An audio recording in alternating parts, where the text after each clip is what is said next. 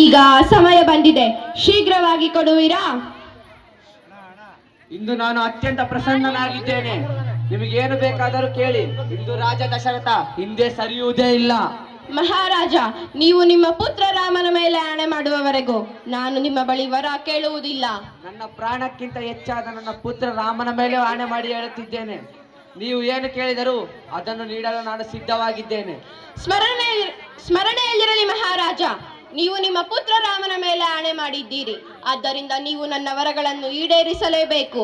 ಈಗ ಕೇಳಿ ನನ್ನ ವರಗಳನ್ನು. ಮೊದಲನೆಯದು, ಅಯೋಧ್ಯೆಯ ರಾಜ ನನ್ನ ಪುತ್ರ ಭರತನಾಗಬೇಕು. ಮತ್ತು ಈಗ ಕೇಳಿ ನನ್ನ ಎರಡನೆಯ ಇಚ್ಛೆ ರಾಮನಿಗೆ 14 ವರ್ಷಗಳ ವನವಾಸ. ನಿನಗೆ ಕೈ ಮುಗಿದು ವಿನಂತಿಸುವೆ ಕೈಕೇಯಿ, ಇಂಥ ಅನರ್ಥ ಮಾಡದಿರು ಕೈಕೇಯಿ, ಮಾಡದಿರು. ರಘುಕುಲ ವಂಶದವರು ಆಡಿದ ಮಾತು ತಪ್ಪುವುದು ಸರಿಯಲ್ಲ ಮಹಾರಾಜ. ಕುಲನಾಶಿನಿ ಕೈಕೇಯಿ, ರಾಮನನ್ನು ವನಕ್ಕೆ ಕಳಿಸುವ ಇಚ್ಛೆ ಅಲ್ಲವೇ ನಿನಗೆ? ನಾನೇ ವನಕ್ಕೆ ಕಳಿಸುವೆ. ಆದರೆ ನೆನಪಿರಲಿ, ಅವನು ನನ್ನಿಂದ ದೂರವಾದ ಕ್ಷಣ ನನ್ನ ಮೃತ್ಯು ನಿಶ್ಚಿತ. ಆದರೆ ನನ್ನ ಶವವನ್ನು ನೋಡಬಾರದು, ಹಾಗೆ ಭರತನು ಕೂಡ. ಸುಮಂತ್ರ, ಶೀಘ್ರವಾಗಿ ಮಹಾರಾಜ ದಶರಥ ಬಳಿಗೆ ಹೋಗು ಹಾಗೂ ಅವರಿಗೆ ಶೀಘ್ರವಾಗಿ ರಾಜ್ಯಸಭೆಯಲ್ಲಿ ಉಪಸ್ಥಿತರಾಗಿರುವಂತೆ ವಿನಂತಿ ಮಾಡಿ. ಆಗಲಿ ಗುರುಗಳೇ. ಮಹಾರಾಜರೇ. ಸುಮಂತ್ರ, ರಾಮನ ಬಳಿ ಹೋಗಿ ನಾನು ಕರೆದನೆಂದು ಹೇಳಿ ಇಲ್ಲಿಗೆ ಕರೆದುಕೊಂಡು ಬಾ.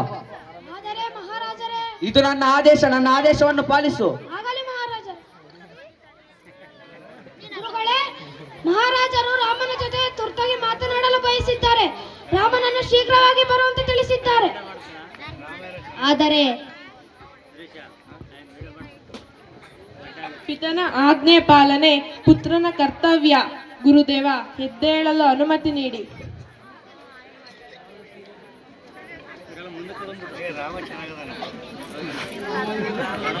ಪಿತಾಶ್ರೀ, ಏನಾಯಿತು? ನನ್ನ ಕರೆದ ಉದ್ದೇಶವೇನು ಪಿತಾಶ್ರೀ? ಏನಂತ ಹೇಳಲಿ ರಾಮ, ಹಿಂದೆ ನಿಮ್ಮ ಮಾತೆ ಕೈಕೆಗೆ 2 ವರಗಳನ್ನು ಕೊಟ್ಟಿದ್ದೆ. ನಿಮ್ಮ ಮಾತೆ ಯಾವ ವರಗಳನ್ನು ಈ ಸಂದರ್ಭದಲ್ಲಿ ಕೇಳಿದ್ದಾರೆ ರಾಮ? ಏನು ಮಾಡಲಿ ರಾಮ? ನಿಶ್ಚಿಂತೆಯಿಂದ ಹೇಳಿ ಪಿತಾಶ್ರೀ, ಏನು ಆ ವರಗಳು? ನಿಮ್ಮ ಮಾತೆ ಕೈಕೇಯಿ ನಿನ್ನನ್ನು 14 ವರ್ಷ ವನವಾಸಕ್ಕೆ ಕಳಿಸಬೇಕೆಂದಿದ್ದಾರೆ ರಾಮ. ಹಾಗೆ ಭರತನನ್ನು ಸಿಂಹಾಸನ ನೆಲೆಸಬೇಕೆಂದಿದ್ದಾರೆ ರಾಮ. ಏನು ಮಾಡಲಿ ರಾಮ? ಸರಿ, ಹಾಗೇ ಆಗಲಿ. ಅದರಲ್ಲೇನಿದೆ? ನನ್ನ ತಮ್ಮನೇ ತಾನೇ ಸಿಂಹಾಸನಕ್ಕೆ ಏರುತ್ತಿರುವುದು ನನಗೆ ಸಮ್ಮತವೇ. ಪಿತಾಶ್ರೀಯ ಆಜ್ಞೆ ಪಾಲಿಸುವುದು ಪುತ್ರನಾಗಿ ನನ್ನ ಕರ್ತವ್ಯ. ಆದ್ರೆ ರಾಮ, ಗುರುದೇವ, ಈ ಪಟ್ಟಾಭಿಷೇಕವನ್ನು ನಿಲ್ಲಿಸಿ. ಇಲ್ಲಿ ಉಪಸ್ಥಿತರಿರುವ ಎಲ್ಲರಿಗೂ ಧನ್ಯವಾದಗಳು.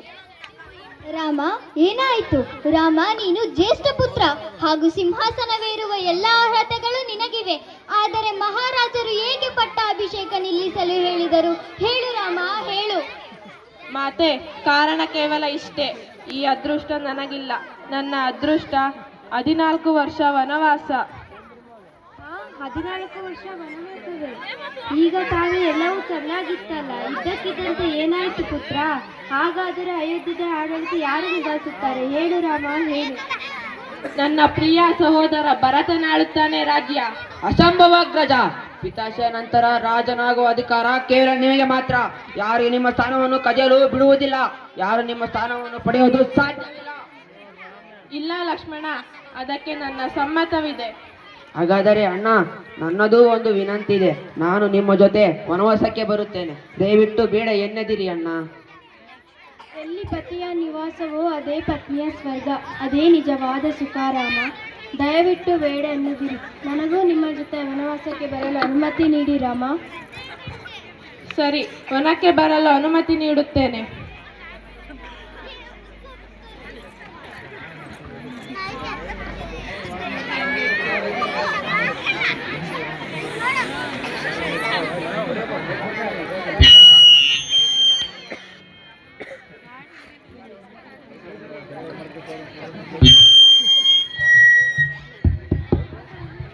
ಕೈಕೆಯ ನರೇಶ ಮಹಾರಾಜ ಅಶೋಕಪತಿಯರಿಗೆ ಪ್ರಣಾಮಗಳು.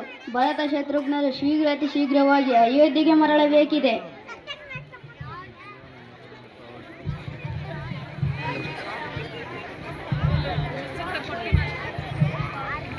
ಶೀಘ್ರತಿ ಶೀಘ್ರ ಏಕೆ ಏನಾಯ್ತು? ಅಲ್ಲಿ ಎಲ್ಲ ಕ್ಷೇಮವಲ್ಲವೇ? ಬೇರೆ ಏನು ಹೇಳಲು ಅನುಮತಿ ಇಲ್ಲ. ತಾತ, ನಮ್ಮನ್ನು ಅಯೋಧ್ಯೆಗೆ ಹೋಗಲು ಅನುಮತಿ ನೀಡಿ. ಹೋಗಿ ಬನ್ನಿ ಪುತ್ರರೇ.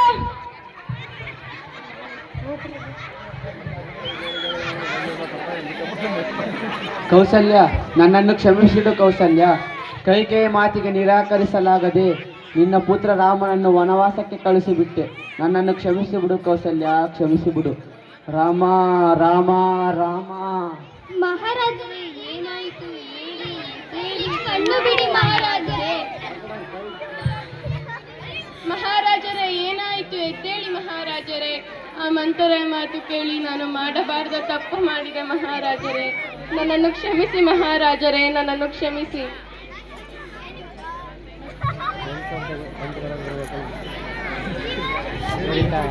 ಪಿತಾಶ್ರೀ, ಕಣ್ಣು ತೆರೆಯಿರಿ ಪಿತಾಶ್ರೀ. ಪಿತಾಶ್ರೀ, ಕಣ್ಣು ತೆರೆಯಿರಿ ಪಿತಾಶ್ರೀ. ಮಾತೆ, ಏನಿದು? ಇದೆಲ್ಲ ಹೇಗಾಯ್ತು? ಹೇಳಿ ಮಾತೆ, ಹೇಳಿ. ಪಿತಾಶ್ರೀ, ಕಣ್ಣು ತೆರೆಯಿರಿ ಪಿತಾಶ್ರೀ. ಪಿತಾಶ್ರೀ, ಅಣ್ಣ ಎಲ್ಲಿ? ಸೀತೆಗೆ ಎಲ್ಲಿ? ಲಕ್ಷ್ಮಣ ಎಲ್ಲಿ?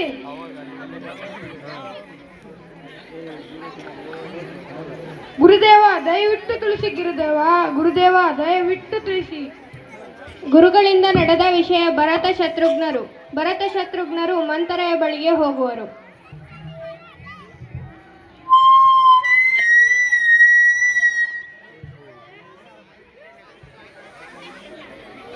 ಭರತ ಮಹಾರಾಜರಿಗೆ ಜೈ. ಭರತ ಮಹಾರಾಜರಿಗೆ ಜೈ. ಭರತ ಮಹಾರಾಜರಿಗೆ ಜೈ. ಸಾಕು, ನಿಲ್ಲಿಸು. ಶತ್ರುಘ್ನ, ಏನಿದು? ಏನಾಯಿತು? ಸಾಕು ಸಾಕು, ನಿಲ್ಲಿಸು. ನಿನ್ನ ಪಾಪದ ಕೊಡ ತುಂಬಿ ಹೋಗಿದೆ. ನಿನ್ನ ಪ್ರಾಯಶ್ಚಿತ್ತಗಳಿಗೆ ಅಂತ್ಯ ಸಿಗಲೇಬೇಕು. ಯಾರಲ್ಲಿ? ಈ ಮಂತ್ರವನ್ನು ಅಯೋಧ್ಯೆಯಿಂದ ಹೊರಗೆ ಹಾಕಿ. ಕೈಕೇಯಿ ನನ್ನನ್ನು ಕಾಪಾಡಿ. ಕೈಕೇಯಿ ನನ್ನನ್ನು ಕಾಪಾಡಿ.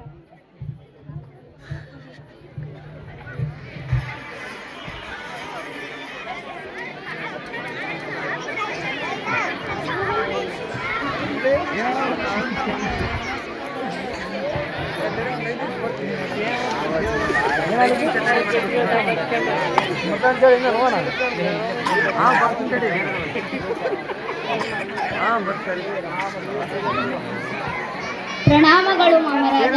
ರಾಮ ಸೀತೆಯವರು ಚಿತ್ರಕೂಟದಲ್ಲಿ ವಿಷಯ ತಿಳಿಯಿತು. ಇದು ಸಂತೋಷಕರ ಸಂಗತಿ. ನೀವೆಲ್ಲರೂ ನನ್ನ ಜೊತೆ ಬರುವೀರಾ? ಅಣ್ಣನನ್ನು ಅಯೋಧ್ಯೆಗೆ ಮರಳುವಂತೆ ಕೇಳಿಕೊಳ್ಳೋಣ.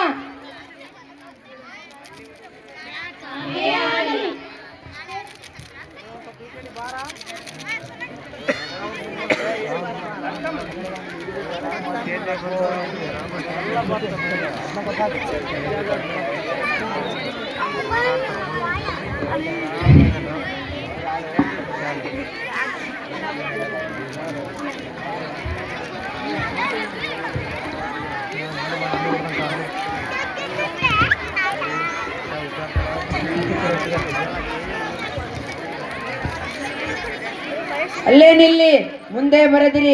ಮುಂದೆ ಬಂದರೆ ನಿಮ್ಮ ಚಿರಕಣ್ಣನೆ ಖಚಿತ.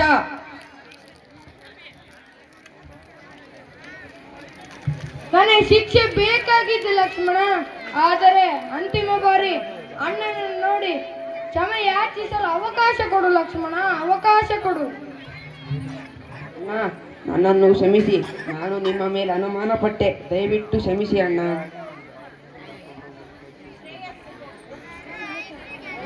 ಅಣ್ಣ ರಾಮ,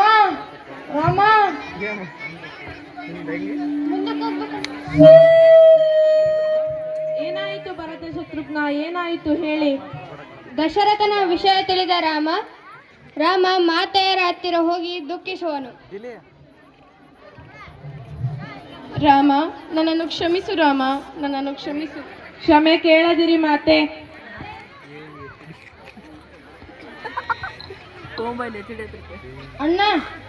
ಅಣ್ಣ ಹೇಳು ಭರತ. ಅಣ್ಣ, ನಾನು ನಿಮ್ಮಿಂದ ಬೇರೆ ಏನು ಬಯಸುವುದಿಲ್ಲ. ನೀವು ನಮ್ಮೊಂದಿಗೆ ಅಯೋಧ್ಯೆಗೆ ಮರಳಿ ಬನ್ನಿ ಅಣ್ಣ, ಮರಳಿ ಬನ್ನಿ. ಇದರ ವಿನಃ ನನಗೆ ಯಾವುದೂ ಮಹಾತ್ಮ ಪೂರ್ಣ ಇಲ್ಲ ಅಣ್ಣ, ಯಾವುದೂ ಇಲ್ಲ. ಭರತ, ನೀನು ನನ್ನ ಗೌರವಿಸುವುದು ನಿಜವಾದರೆ ನನ್ನ ಮರ್ಯಾದೆ, ಜವಾಬ್ದಾರಿ, ನಿರ್ಣಯಗಳನ್ನು ಗೌರವಿಸಬೇಕು. ಆಗಲಿ ಅಣ್ಣ, ನೀವು ಅಯೋಧ್ಯೆಗೆ ಮರಳಲು ಬಯಸುತ್ತಿಲ್ಲ, ಆದ್ದರಿಂದ ನಾನು ನಿಮ್ಮ ಜೊತೆ ವನದಲ್ಲಿರುತ್ತೇನೆ. ಭರತ, ನೀನು ನನ್ನ ಗೌರವಿಸುವುದಾದರೆ ನಮ್ಮ ಪಿತಾಶ್ರೀಯ ಮಾತಿನಂತೆ ಅಯೋಧ್ಯೆಗೆ ಮರಳಿ ಅಯೋಧ್ಯೆಯ ರಾಜನಾಗಿ ಆಡಳಿತ ಮಾಡು. ಅದು ಎಂದಿಗೂ ಆಗದು ಅಣ್ಣ. ನಿಮ್ಮ ಸ್ಥಾನದಲ್ಲಿ ನಾನು ಕೂರುವುದು ಸಾಧ್ಯವಿಲ್ಲ. ನಾನು ನಿಮ್ಮ ಸೇವಕನಷ್ಟೇ. ನೀವು ಇಚ್ಛೆ ಮಾಡಿರುವಿರಿ ಅಣ್ಣ, ಮಾಡಿರುವಿರಿ. ನೀವು ಇಚ್ಛೆ ಮಾಡಿರುವಿರಿ ಅಣ್ಣ. ನಾನು ಅಯೋಧ್ಯೆಗೆ ಮರಳಿ ನನ್ನ ಕರ್ತವ್ಯ ಪೂರ್ಣಗೊಳಿಸಬೇಕೆಂದು ನಾನು ಅಯೋಧ್ಯೆಗೆ ಮರಳಿದೆ. ಅದು ರಾಜನಿಗಲ್ಲ, ನಿಮ್ಮ ಸೇವಕನಾಗಿ. ನೀವು ನಮ್ಮ ಜೊತೆ ಬಾರದಿದ್ದರೆ ನಿಮ್ಮ ಪಾದಕಗಳನ್ನು ನೀಡಿ ಅಣ್ಣ, ನೀಡಿ.